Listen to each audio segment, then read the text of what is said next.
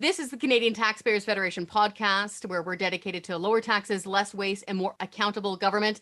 I'm Chris Sims. I'm the Alberta director of the CTF, and I'm here with my friend and colleague, Franco Terrazzano. He is the federal director holding down the fort in Ottawa, right in the Dragon's Lair. So, Franco, the last few weeks especially have been pretty darn hard for any Canadian that owes money of any sort. And that's usually most of us. Many of us have mortgages, lines of credit, whatnot, because the interest rate's going up and inflation is sky high, and all that's connected to the Bank of Canada. But you dug up some really interesting documents at the Bank of Canada, and there's some shenanigans going on there. Can you explain to our weary listeners what the heck is going on? Oh, yeah, it's crazy. But before, I think we have to acknowledge something. What? You know, we shouldn't have to say this, but bonuses and pay raises are for when you actually do a good job. But the Bank of Canada haven't been doing a good job, and yet they still gave themselves $45 million in bonuses and pay raises in 2020 and 2021. Again, that was documents that we dug up through access to information requests. Okay, so for starters, this is a federal crown corporation, and a crown corporation should not be handing out pay raises and bonuses in 2020 when their neighbors in the private sector were struggling with pay cuts, job losses, businesses being shut down. But Simmer, here's the real frustrating part, okay? The Bank of Canada has one job, and that's to keep inflation low and around 2%. And look, if you've been to the grocery store anytime in the last year, you know that the Bank of Canada failed to do its only job. Yeah, I think everybody is bloody well noticing that. Everything is either more expensive or keep an eye on portion sizes. It's something you notice, especially at the grocery store. Suddenly that little package of ground beef is getting littler by the week and you're still paying the same price. So to be really clear, they still handed out $45 million in bonuses during the pandemic, and they admitted that they failed, right? Yeah, no, that's correct. Now, I want to read you a few quotes, so bear with me here, okay? The deputy governor of the Bank of Canada acknowledged, quote, "We haven't managed to keep inflation at our target." Well, duh. And then went on to say that central bankers, quote, "should be held accountable." Well, Simmer, you know, I haven't been around the block for too long here, but handing out millions in bonuses and pay raises is kind of an odd way to hold your organization accountable. And it raises another serious question, because the Bank of Canada told us that it gives out bonuses for, quote, "successfully meeting or exceeding expectations." So hold on a second here.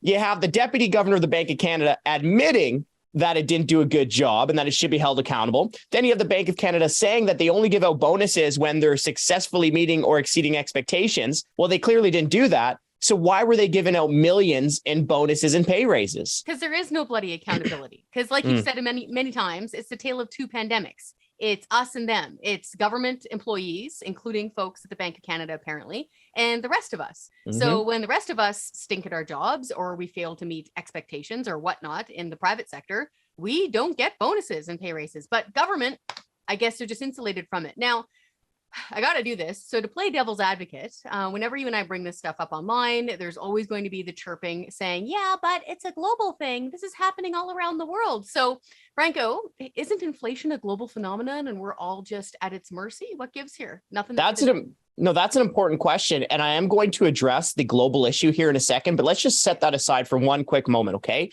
Because first, remember, bonuses and pay raises are for when you do a good job. They failed. I think everybody agrees with that for sure. Yeah, they failed. Okay, so let's acknowledge that they failed and that they even recognized that they failed to hit their own targets. Okay, annual consumer prices were above 3% for 9 consecutive months in 2021, yet they still handed out millions of dollars in bonuses and pay raises. So that's an important thing to remember, right? You don't just get a bonus.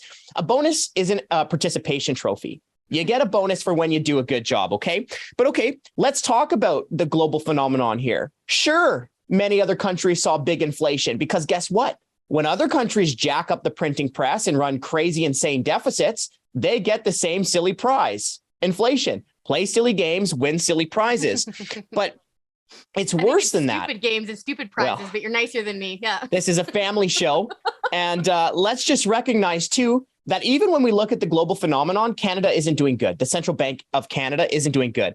The International Monetary Fund provides data for 35 industrialized countries, so our peer countries. Now, only 3 of those countries had higher inflation rates than Canada in 2021. Okay, so that means that we weren't doing a very good job containing inflation, even compared to our peer countries around the world. Now, Statistics Canada just released a report that shows that consumer prices increased by more than 8% over the last year, more than 8% inflation. But the Bank of Canada's target is 2%, yet we saw 8% inflation. Now, let's compare that with what's going on in Hong Kong, 1.8% inflation, or Japan, 2.4% inflation, or even Switzerland, 3.4% inflation. So there is no way that our central bankers can just shrug this off as a global phenomenon, because clearly other countries did a better job. For sure. Okay. And we have to stress here, they're doing a bad job. They're failing at their job. They admit they're failing at their job, not achieving their objectives, and they're still getting bonuses. This is like, say you're a hockey player and you're coming up for contract renegotiation, but your plus minus is in the tank. You're not scoring. You're letting the puck pass you all the time if you're a defenseman. Just imagine you being able to get a big bonus, a big signing bonus. It just wouldn't happen. If you're failing at your job, you don't get big bonuses, but it's still happening there because government. Now, I want you to explain something to our listeners, because it's one of the things you do well. Explain for our listeners the connection between the Bank of Canada, the role that the Bank of Canada plays in Canada, and inflation. How are those two things connected? Yeah, that's an important question, Chris, but I just want to go back to the plus minus. I mean, kudos for you for bringing up that great little sporting analogy, but I think it's worse than that. I think it's like me going to my coach after the game, be like, hey, I scored 3 goals, and my coach being like, yeah, but they're all in her own net. So that is exactly, so that's kind of what the Bank of Canada has been doing here, right? So at best, let's be as charitable as possible. At best, it failed to do its only job. At best, it failed to keep a lid on rising prices. At worst, it drove this inflation bus by printing more than $300 billion right out of thin air and dropping it into an economy. Now, look, it's very easy to understand this. The more dollars that the central bank prints, the less that your dollars in your bank account and your retirement savings account will buy. Right? It's the old demand. It's the old supply demand. The more dollars, the less value that your dollars have. Right? So one of the problems that we're seeing here is, of course, that you have the Bank of Canada printing dollars out of thin air. But of course, the government can't just print gasoline. It can't just print farmland, and it can't just print homes out of thin air. Now, I said tangible things. Yep. Tangible things. Now, remember, more than $300 billion printed out of thin air by the central bank during the pandemic. Now, that's close to a 300% growth in the Bank of Canada's assets, and it's significantly higher growth than what occurred during the recession of the 70s, of the 80s, and of the 90s. And it's even higher than the growth in the Bank of Canada's assets all the way from the beginning of 2008 until the beginning of the pandemic. Okay, so in fact, the growth in the Bank of Canada's assets, that 300% growth since the beginning of the pandemic, it rivals the growth that occurred during the entire 6 years of World War II. Okay, so on the one hand, you had all this new money printing, driving up consumer demand. But then on the other hand, you had 2 years of revolving government lockdowns, reducing output of actual tangible goods. Yep. You had the government paying people not to work. So you had the government create the perfect storm for inflation, which was too many dollars chasing too few goods. And now Canadians are paying the price, literally. Yeah, we are. Everybody is.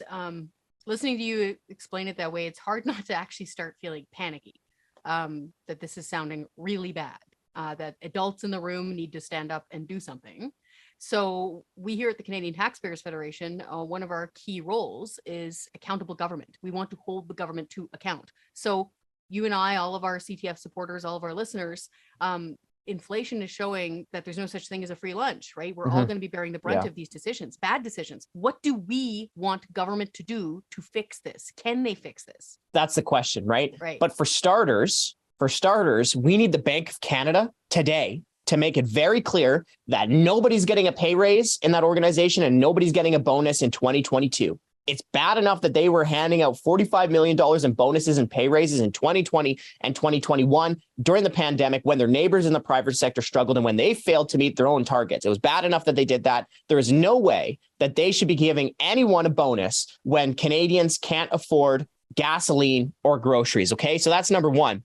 But the real question, how do you stop inflation? Well, stop doing what is causing inflation, okay? Turn off the money printer, rein in the deficits, and cut taxes like so many other countries are doing. Cut red tape so that we can attract investment and actually produce more of the goods that the money buys. That's what we have to do. Stop doing what is causing inflation. And I think that'll provide some much needed relief for Canadians. And relief is definitely what they need. For folks who want to read more of the hard data, the math, and the grim details, I know it's not pretty, but it's essential, and you really need to check it out. So we're going to include a few columns on the Bank of Canada in our show notes so people can understand. Franco, thanks for this. Hi, I'm Scott Hennig, president of the Canadian Taxpayers Federation. If you've got another minute, I'd like to ask you to think about the one person you know that would really enjoy listening to this podcast. Do us a favor and do them a favor and send them a quick note to let them know about it. At the Canadian Taxpayers Federation, we believe there is power in numbers. That's why we've worked so hard to build an army of taxpayers who are ready to push back. And we did it because people like you shared our work with that one person that they knew would really appreciate taking part. Thanks for listening, and thanks for doing your part to make Canada a better place.